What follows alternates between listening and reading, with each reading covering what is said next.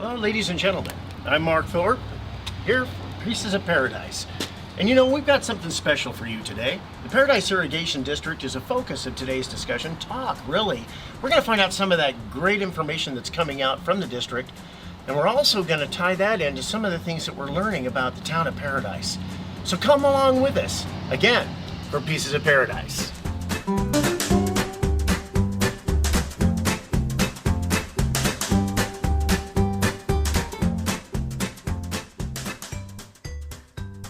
As we're taking some time to actually look at the different things that are here at the Paradise Irrigation District, we want to make sure you're aware of the demonstration garden. What is a demonstration garden? Well, the name really implies basically that there are a number of plants and a garden feature here provided by the Paradise Irrigation District to give you an idea on safe and beautiful landscaping into the community. Again, we have a lot of homes that are being rebuilt, and Paradise Irrigation District is right on the front of that, giving us every opportunity to look over what is going to be beautiful and what is fire resistant. Come on with us and let's take a look. While we're here in the demonstration garden, you know, I can't name every single one of these plants, but a lot of them are familiar to most people. I do know that the fire resistance is an issue, and we want to make sure that we protect our community for the future. And having that opportunity for, gosh, all things paradise, the idea is that we want to embrace this kind of landscaping. We want to take every opportunity to keep it safe while at the same time beautifying our community. If you get an opportunity to come by the Paradise Irrigation District on Clark Road, take a few moments to come up into this beautifully shaded grove. Take a look at some of the plants, even write some notes, take them home and look them over, because I think along with the numerous nurseries in our community, you'll find you've got what you need here. Come on down and enjoy it with us. Hi, ladies and gentlemen, and welcome back again to Pieces of Paradise. We're here today at the Town Hall, where we're going to be going through a number of different features within the Community Hall. Again, this is your Town Hall, and living in Paradise, you have the opportunity to participate. Whether it's issues concerning the Town Clerk's office or finance, or even those that are going back now to a Housing Committee meeting, it's all about what's going to benefit you in this community. And Pieces of Paradise wants to bring that to you. You can see behind me the number of different billboards that are available, actually here presented for the community to come in on a walk-in basis. This is the Urban Development Associates, otherwise known affectionately as the UDA. They came to our community immediately after the fire and assisted us in assessing our priorities. Well, now they're doing a review, and we're talking 3 years out. You have an opportunity to come down to the town of Paradise and actually do your participation, actually, by placing little markers on those things that you find important within our community, such as support for first-time homebuyers. Or you may want to look at issues concerning fire breaks. There are a lot of different boards here representing many different ideas. If you get an opportunity, if you're living in the town of Paradise, come on down here, because it's important for your future. This is a part of Paradise. Also, another piece of Paradise.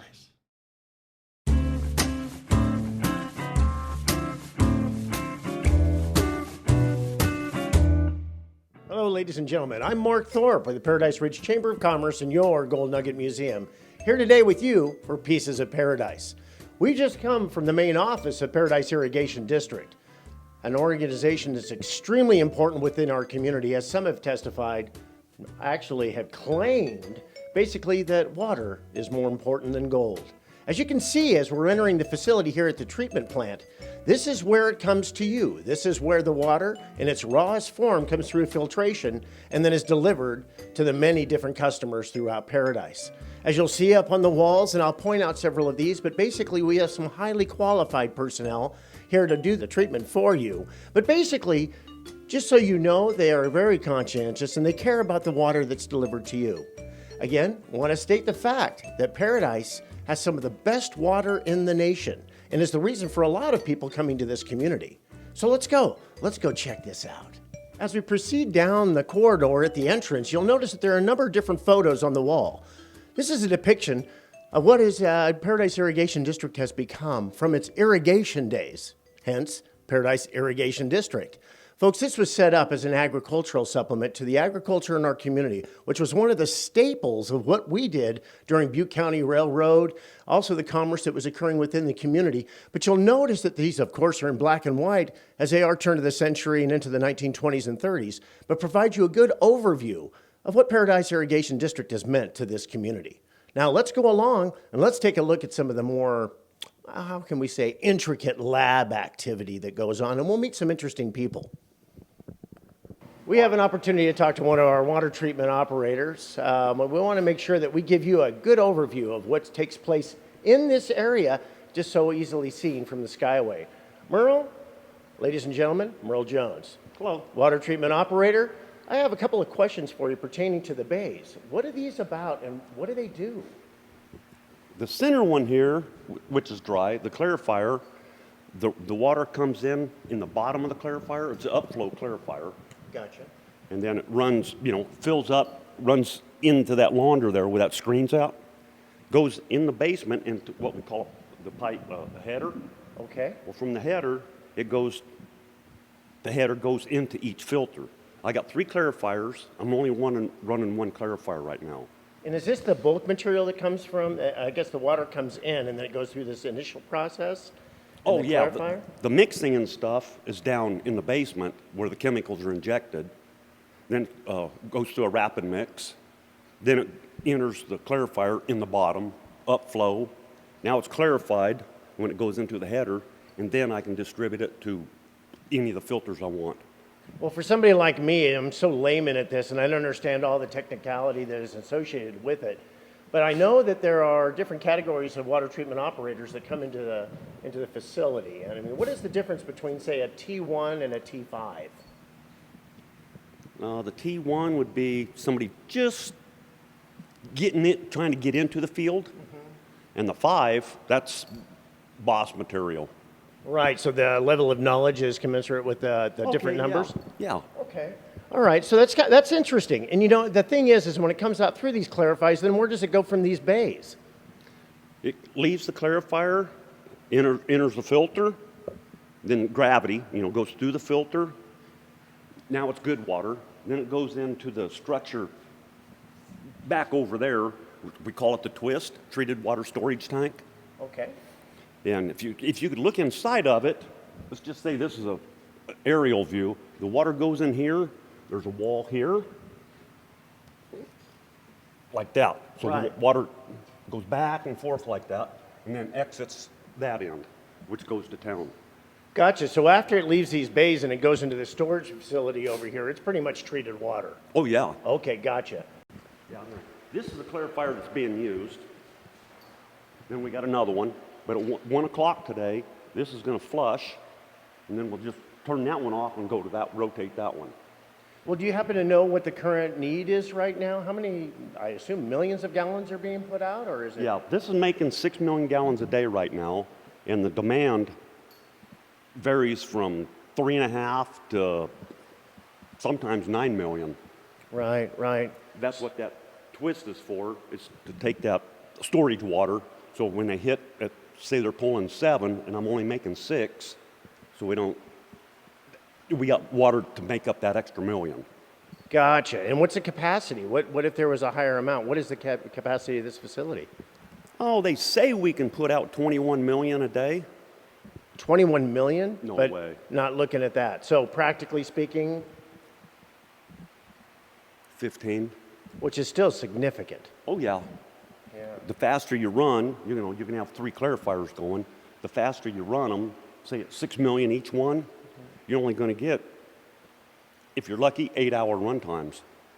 Right, right. So there is a limitation on that. There's a flushing. turnover. Gotcha. Yep. Which again is part of the clarification process, or the cleaning of the water, if you will. Yeah. And making it available for the community. Yep. So that's interesting. And folks that don't know, I mean, I can hear this in the background, but there's a slow trickle of this process coming up into these bays. What that noise is the water's going into that launder right there. Understand, down through here, and then it's percolating out. Yeah, the water's coming up, goes into that launder, looks like a little gutter, goes in the basement, turns around. I'm using this filter. See the water moving? I sure do. We're using 3 filters. And then this, it goes gravity down through the filter media, then into the twist. Fantastic, and it's so interesting because a lot of people never have an opportunity or haven't taken the opportunity to come see how this process works. But it's important to know. I mean, and you guys were happy you're here providing us the water. And this is the reason why it's such a good quality. So we Yep. appreciate that. Well, let's go take a look at that lab. Yeah, let's go in here.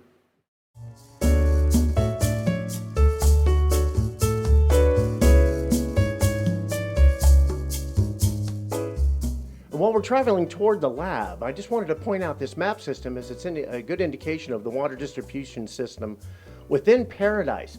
And folks, I can tell you, looking at this map, and I've looked at many maps in my time, but basically it's not real complex, but boy is it detailed. And what you're seeing is all of the different cross streets and all of the connections. Of course, things have been affected by the campfire, but with the restoration of all of the distribution systems as they currently are as needed, it's a growth in process.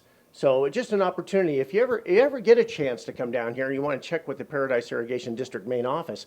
But boy, coming in here to be able to see what happens, it's amazing. And it gives you a better understanding of what PID does and the number of personnel, highly qualified personnel, that are in here actually making this happen.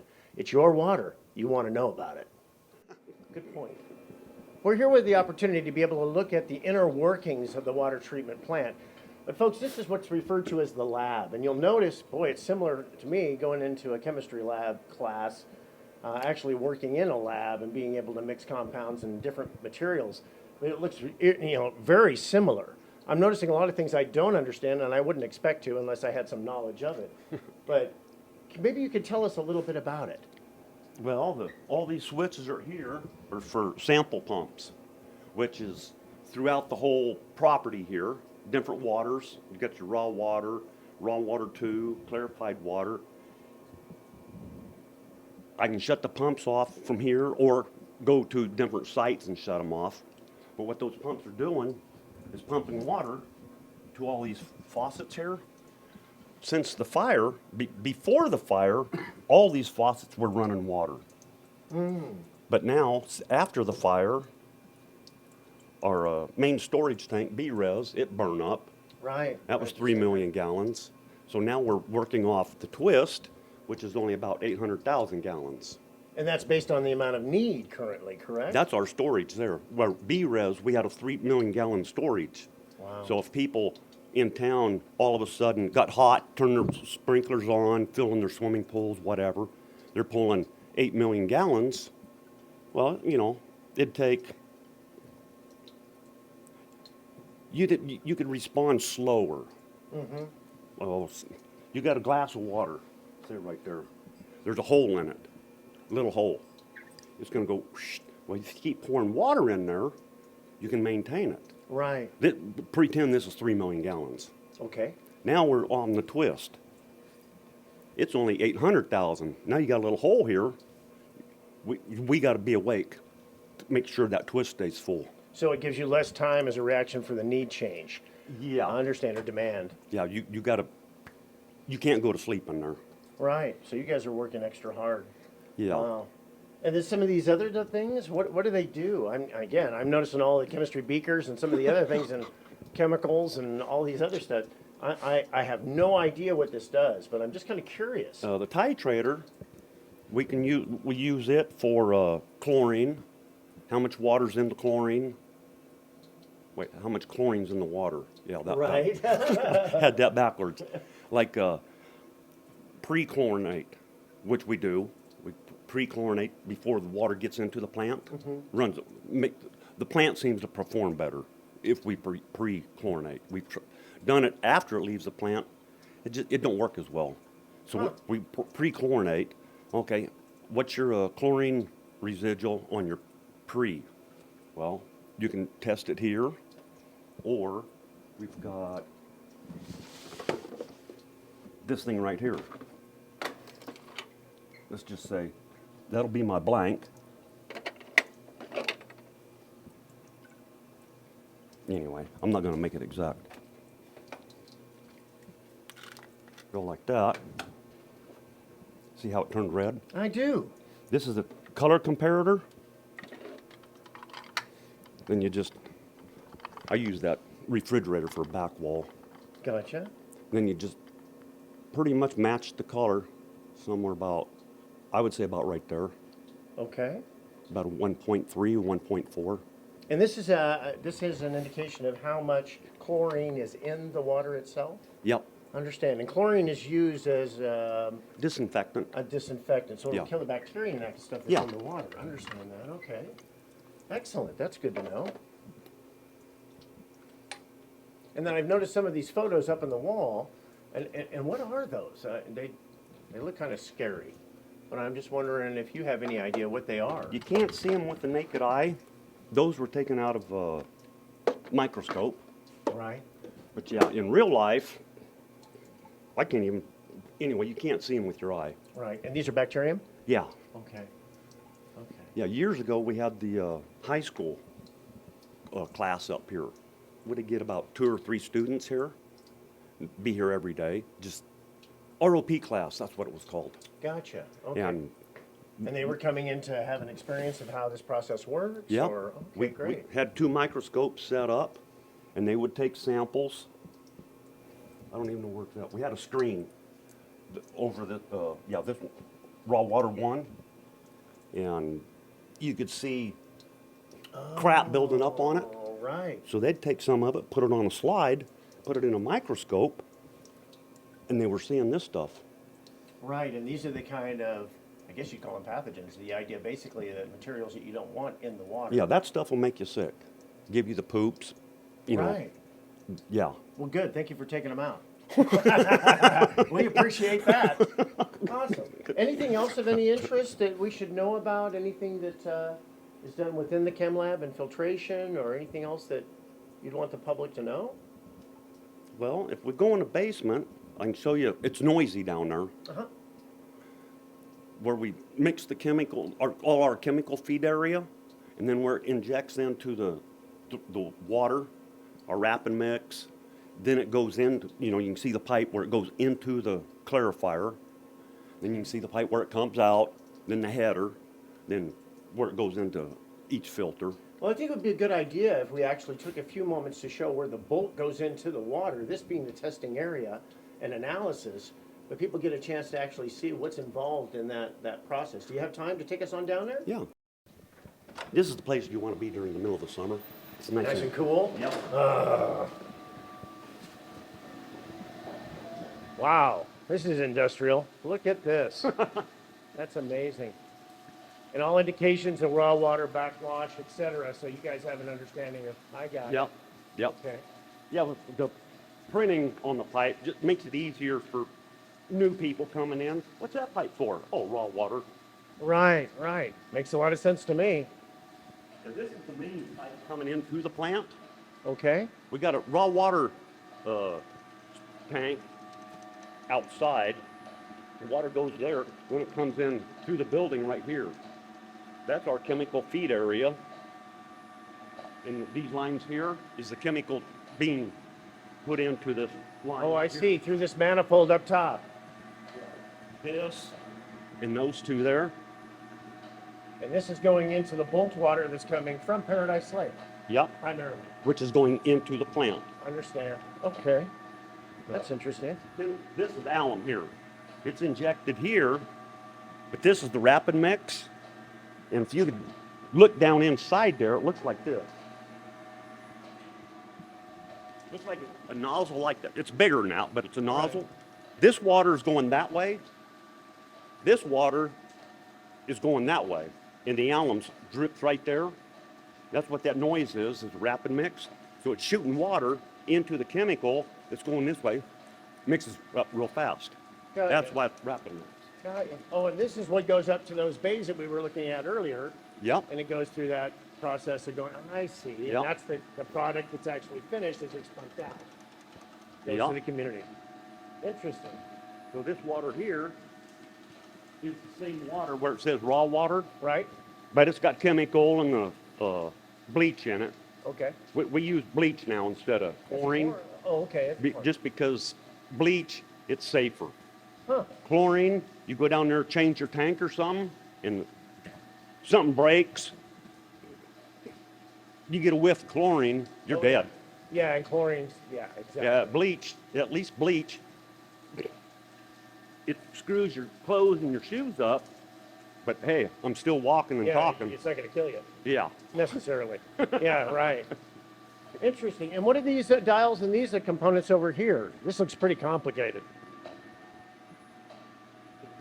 These two pumps we don't use anymore. Okay. They used to be for corrosion control, but they were, when the plant first started up, they thought caustic soda was going to be the ticket for corrosion control inside the pipe. Okay. Well, we did some coupons, found out it was made it worse. So now we're using ZOP with zinc orthophosphate, and that's one of the pumps over there. That's for corrosion control inside the pipe. Now, outside the pipe, under the ground and stuff, Right. we use cathodic protection, which is like DC voltage, Right. and that protects the outside of the pipe. So you actually charge the pipe itself Okay, yeah. with a DC? Yeah. Okay. I don't know what the voltage is, but Yeah, how interesting. yeah. Okay, and these are pumps, I can tell here, right? Yeah. Okay. Yeah, that's rapid mix. Okay. Then we got an ACH. Then we got another cationic polymer. Those are our main coagulants. Okay. And then the alum. They all work together. And what they do is, let's just say you got a particle. This is going to be blown out of size. You got a little particle you can't see. Let's just say it's that big. Add these chemicals, and all these little particles come together and make a big particle. So the mass is. That's where the is taken out. coagulation, flocculation Okay. is. Okay. So it gathers all of the particle material out of the water. It's part of the coagulation process Yep. and gets rid of that. And then when it goes through the clarifier, the particles are big enough, adheres to the media, Okay. and then when they get dirty, head loss gets too high, or we do it by time, 8 hours right now, the clarifier flushes, gets all the dirt back out, ready to go again. Fantastic. I would rather drink that one than that one. Right. That one is what you get out of your tap. This one I'll drink. Right. Kind of slow, but yeah. This one's good enough to drink. Slow's good. Yeah. I'm thinking it's, the idea basically that it's got to go through this filtration process and that it isn't just shipped in its raw form to the community. Like you said, you're not drinking it directly out of the lake or a Yeah. river system, which is contaminated. Yeah. For all intents and purposes. Fantastic. Oh, those, the corrosion control, the ZOP, that is for corrosion control in the pipe. Here's an example. Here's raw water. See that piece of metal there? I do. It's corroded there. Now here's another one, and this has been with the ZOP in it. Right. Look at that. Look how clean that is. So it keeps the pipes clean so that delivery is maximized. You're not getting a buildup in the pipes. Yep. Additionally, it's been treated so that it's safe to drink. So you're covering all the bases for delivery and the product. Yep. So, makes sense. Well, after seeing all of this and realizing all that you folks do in order to keep the quality high, I'm going to indulge. Cheers. Well, I already drank mine. I'm gonna go for some I'm more. going to go through some here. And it's still fairly cool. Now, if that was all McGill water, it'd be, like I said, 65, 68 degrees. Who wants to drink warm water? Right. So it's just naturally cool. Mhm. Well, thank you so much for taking the time to show us and giving people an idea of what takes place here. Again, if you're interested in possibly taking a look at this with a group or something, please contact the PID office off of Clark Road. But folks, I'm going to be biased in this, of course. But the idea basically is I'm always pleased to come in and let these folks know that we appreciate it a great deal. And to be able to drink the water, best water on the planet. Thank you for joining All Pieces of Paradise. We thank Paradise Irrigation District for all they do and continue to do in the growth of our community.